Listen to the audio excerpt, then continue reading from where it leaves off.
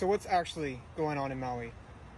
U.S. Marines engaged and neutralized a FEMA convoy in Maui.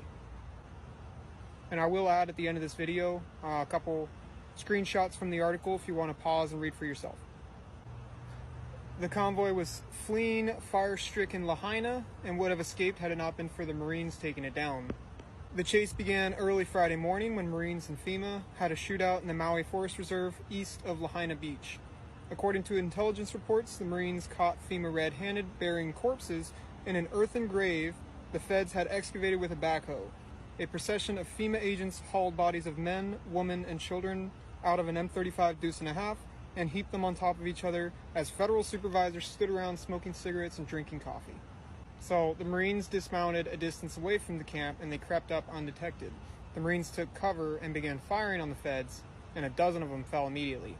And then the feds began screaming, saying, "Don't shoot, we give up."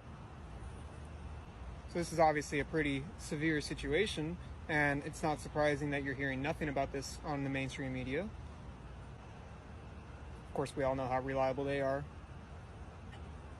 As the FEMA helicopter that had extracted some of the members attempted to flee, the Marines fired 3 grenades from a Mach 19 mounted on a Humvee, and one clipped the rotor, and then another landed in the open doorway, causing the helicopter to explode and crash.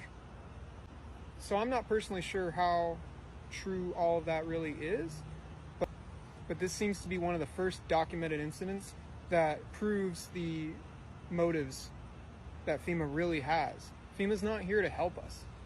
They're here to control us. They're here to take our freedoms away. They're here to lock you up, put a mask back on you, go take the vaccine. When I started posting on TikTok years ago and started getting banned, one account after the other, I told myself I was going to keep this up because the truth needs to be heard. Somebody needs to be telling what's really going on.